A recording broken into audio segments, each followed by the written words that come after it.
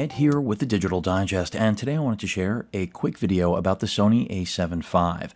Some of you may have caught that it was recently announced. Plenty of influencers have already reviewed it, or at least given preliminary first looks. I have not gotten a review unit ahead of the launch.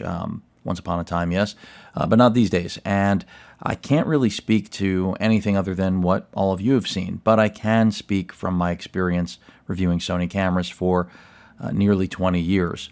And what I can tell you is that at $28.99, this is a very impressive camera, and no surprise that Sony decided to launch it right before the end of the year in order to hopefully achieve a Camera of the Year award. And I think they have a really good shot. So again, at $28.99, a quick recap. I've got my A1 here because many people are saying the a7 IV is essentially a mini A1, and I understand why. It has a lot of the A1 prowess without the A1's price tag.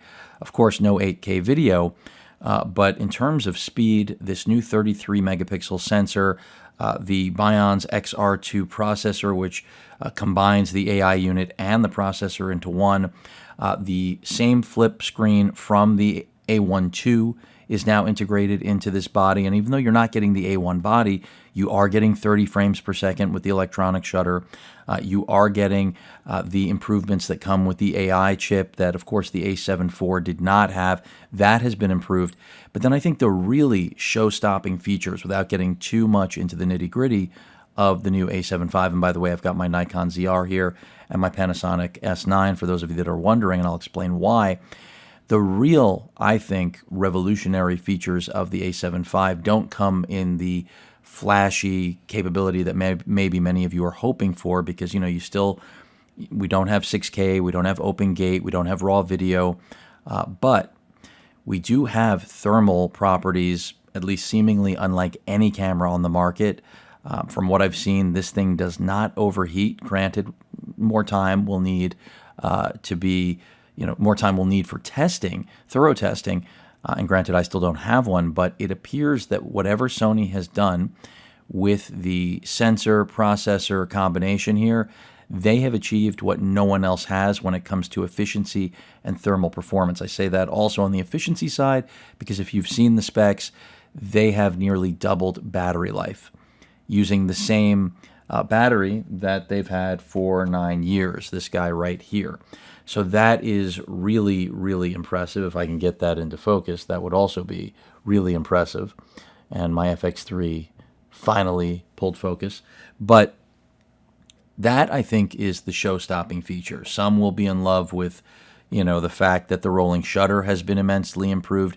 That is the baseline of the industry. It beats everything else on the market. I think the sensor readout is like 11 milliseconds, something like that. So that's amazing, and it's going to, for at least hybrid, set a new standard. It beats everyone else. Somehow Canon hangs in there with the R6 III, even though it's not a partially stacked sensor like the a7 V, and that is really amazing for Canon. But from what I've seen, the a7 V is going to steal that Camera of the Year award, at least preliminarily, based on early reviews, early impressions from that Canon camera, because until now, it seemed like Canon had all of a sudden, brought their chops back to the market to prove that they are the manufacturer that deserves, the title they always had until Sony essentially snatched it from them. And some of you will disagree with that, but no one can disagree that the mirrorless market was cornered by Sony, and now it's the standard. And Sony also has more E-mount lenses than anyone could have ever imagined. I remember those days of no glass, only bodies, and now it's like only glass, no bodies. But they're catching up. Now, am I personally blown away by the a7 V? No. In fact, it's right where I expected it to be. The price is a little bit higher than I would have liked, but I can't blame Sony for that. I can blame other things, inflation, and, well, you fill in the blank. But it still sets an industry standard. The fact that it was able to just narrowly edge out the Canon, I think because of thermal properties and really overall performance, but it's incredibly close. That sensor readout for the rolling shutter, I said, they beat everyone. They beat Nikon. Of course, the ZR isn't the camera that directly competes with what in spirit is the A7 IV on my table right now. It would be the Z6 III, but this has the same sensor, and it is partially stacked and has very similar capability, granted no mechanical shutter. So it's still relevant, and I do have some experience now with it, a couple of months. And I love the ZR. It is a cinema camera. Granted, some will doubt its prowess in that arena. Different video for a different time. But it's here because it's a reminder of what, at least in my opinion, the A7 IV isn't. And if you were one of those people hoping the A7 IV as a hybrid would truly turn the corner with video, it has improved, but I will succinctly tell you how, and also how it hasn't. So in short, we now have 4K 60 uncropped. That's amazing. The 4K 120 it has an APS-C crop, so 1.5 times crop. And they did also introduce new stabilization, which finally, I think, gets them caught up with, not on even keel with Panasonic, but it catches them up because they had become really, really long in the tooth when it comes to stabilization and falling behind everyone. And I have to say, had they not improved what they did here with the A7 V, granted, there's a heavy, heavy crop when you're using this new form of active dynamic stabilization that they've added to this camera. It beats out something like the Nikon ZR and its stabilization, but had it not been there, this new stabilization, I think it still would have been on even footing with Nikon. So they just slightly edge out Nikon and Canon is where I'm going with this, but still, my experience with the S9 and anyone looking at Panasonic's Pro bodies know there is no stabilization like Panasonic right now on the market. They just have it cornered. If you care about stabilization, you know which manufacturer to go with. And that's not to say Sony and Nikon do not have good options. Again, the A7 V puts it as much to the front of the class as ever before, especially since Panasonic pulled away, but it's still not going to be best in class.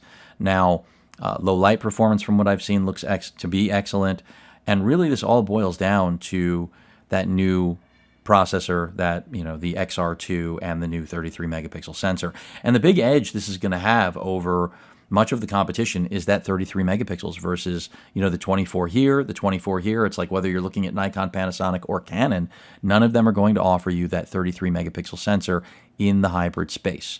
So I think, again, just a short recap of my initial impressions. The A7 V does exactly what it should. It is the best camera in its class as soon as it's announced, and that's at the end of the year when everyone else has laid their cards on the table. And I don't think anyone is surprised that Sony edged them out. Maybe we're surprised, I am personally, that, or rather not, that they didn't blow anyone out of the water. And I think that's historically where people have been let down as of late with Sony. I'm just glad they still edge everyone out because, if the A7 V couldn't do that, it would be a bad sign for where we're going with things with Sony. So I'm glad to see everything is still on track, at least to my expectations, meaning not blowing the competition away, but edging them all out, staying competitive on pricing. Granted, they're still the most expensive just about in their class, but also the most comprehensive and compelling. So stabilization got better. Again, that flip-out screen pretty much matches what you'll get from Panasonic's top of the line and, of course, Sony's top of the line on the A1 II. It started with the A7R V. It's on the A9 III. Also an excellent camera. So it's really about what you want. If you're looking for a pure hybrid, I think the A7 V represents your best option right now. But if you're like me and you can live without a mechanical shutter for a hybrid, there are a lot of fun options. You're looking at two of them right here. And that is the moral of the story. You're going to hear this from pretty much every content creator, reviewer, industry, nerdball. We're going to be on the same page. Every manufacturer is doing it right now. So you really can't get burned buying into any other system. If you're married to a lot of glass, you already know that. Myself, if you follow the channel, I'm a Sony user, E-mount guy, so I have a ton of E-mount glass. But that has not stopped me from acknowledging the new players in town and how good they truly are. And then the beauty with Nikon, with the Z-mount, is that it's so easy to adapt E-mount glass. And you can see right now on the ZR, I've got the Viltrox chip lens, adorable, really great for just making this a tiny, carry. I'm trying to get it in focus here again. And there we go, finally. That FX3 just not keeping up. And look, the FX3 is an amazing camera. This might be better for my use case. And that is what this is all about. The more options we have, the more users that are ultimately going to find exactly what they need, want. And, Nikon coming in at $2,200 for this camera, it's really, really compelling. And while some will say, but it's a cinema camera, it's got a partially stacked sensor. It does 6K, 60. You have RAW video, something that is absent from the A7 IV. And many users will complain about that. I don't see that as being a big deal. I think it's more surprising that there's no video beyond 4K on the new Sony.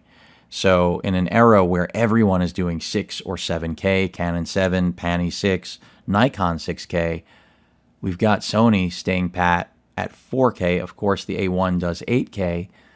You'll have to spend a lot more in the cinema line to get 8K.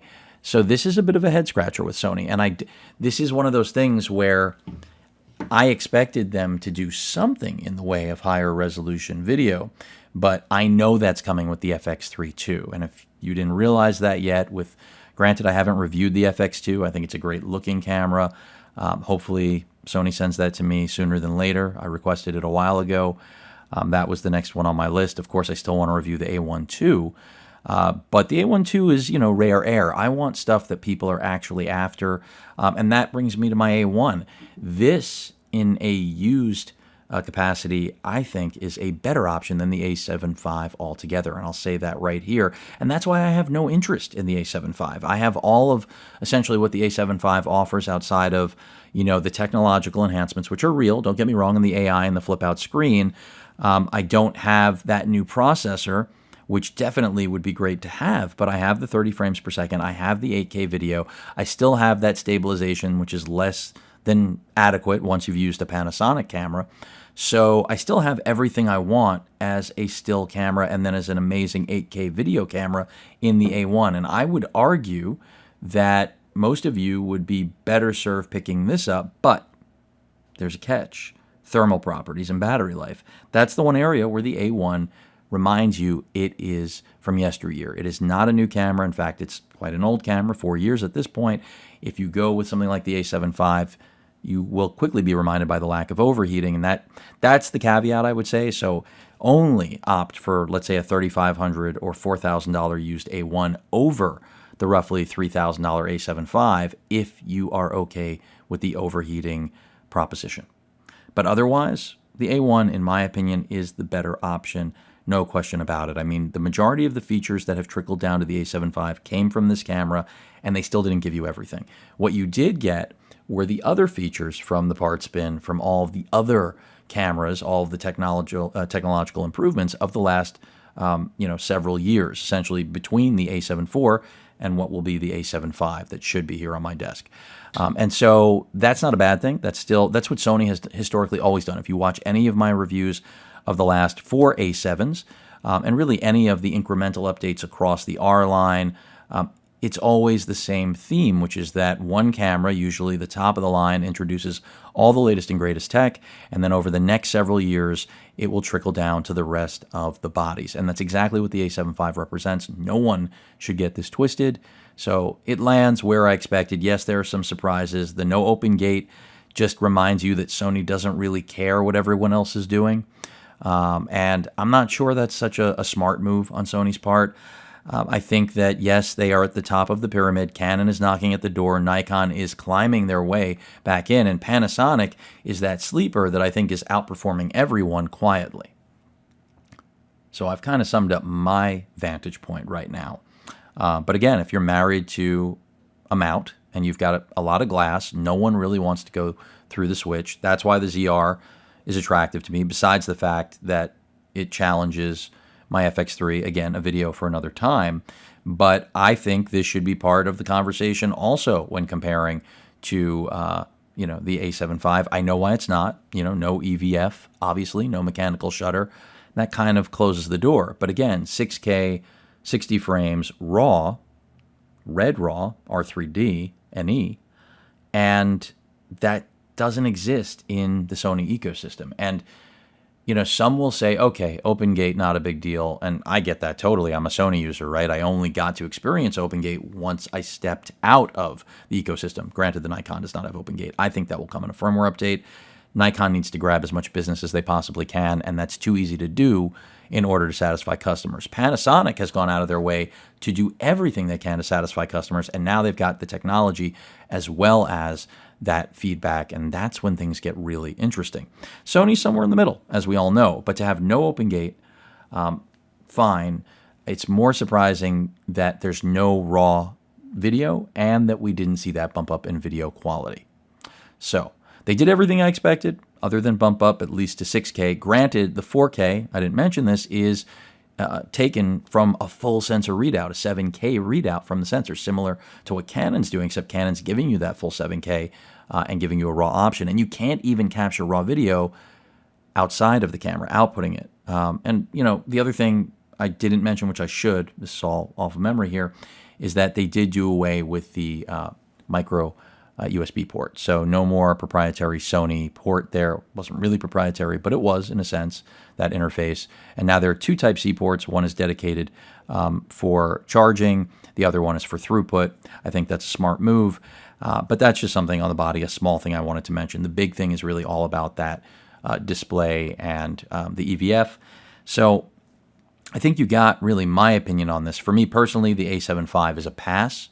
If you own the A7 IV, I think it's an easy upgrade. I think if you are a Sony user and have anything that's several years old, not an A1, but granted, I mentioned the thermal downsides to the A1. It will overheat more easily. It's not an overheater, so to speak, but it doesn't have that improvement in battery life and overheating, and I guarantee you we are going to see that on every camera moving forward. So that is ultimately the reason I am sitting pat with Sony.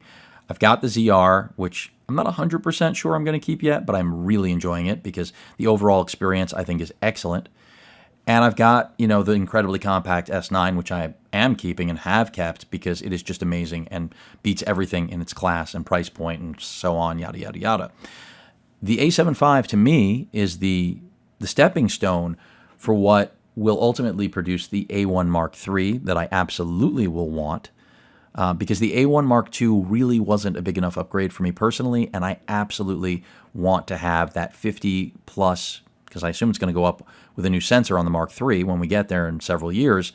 Was always an R user, so part of the appeal of the A1 is having the best of both worlds. It is the true hybrid queen, whatever you want to call it, and that is where I like to shoot, both for still and video. I'm a hybrid shooter.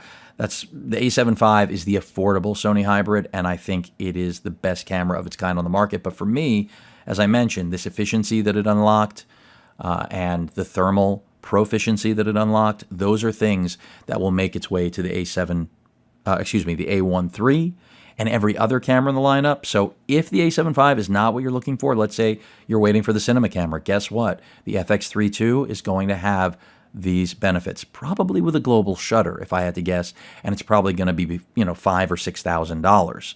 But I think it'll be worth it. It's going to set a new standard. That's what Sony does. That's what they've done for a decade. So I'm excited about the A7 V because of what it potentially offers to all of the cameras I already love, like this and the FX3. That's another reason now the Nikon ZR becomes harder to keep, because I know that FX3 II is just around the corner. I know it will be more than twice the price of this camera, but now I know it'll have those thermal properties as well. And that's a big deal. I mean, that's part of the way that the A7 V has nearly eliminated rolling shutter, bringing that readout time to like 11 or 12 seconds, which this one is not that much slower than, but that's just, it's amazing stuff. Of course, a global shutter renders that moot because there's no rolling shutter with that, no readout times to deal with. So there you have it, folks. I mean, the A7 V, really compelling. I think a bright, bright future for pretty much every camera in Sony's lineup. So if this isn't the one for you, although this is the one-size-fits-all, even if they didn't hit a grand slam on the video side, they still made major improvements by finally giving us 4K 60 with no crop, 4K 120, with obviously that APS-C crop, as I mentioned, and then much better stabilization. That in its own right is a major move for Sony. I know a lot of people were worried there would still be no uncropped 4K 60, but that's not, a game changer for the rest of the industry. this has no problem with uncropped video. I mean, open gate 6K 30. This does 6K 60. So, of course, here the 4K 60 is cropped, but, again, that 6K 30 open gate is amazing to have here. On this side, of course, it's just one of those things where Sony is catching up on uncropped video, and that is the elephant in the room. And the A7 IV solves that, but it doesn't really make it the hybrid I think a lot of people were waiting for. Those people have expectations that I think are a little otherworldly, and that's because every other manufacturer has been doing everything in their power to catch up, and they finally have. So, long-winded video, but it's an exciting time to be a photographer, videographer, professional, amateur alike, just getting started. You are a lucky human being because there are so many amazing options, and this really hasn't been the case ever, at least in my lifetime. You'd have to probably go back to film. But that rounds it out. The A7 V is going to be an amazing camera. Hopefully, I get it for review sooner than later. Sony, if you're listening, I'm waiting.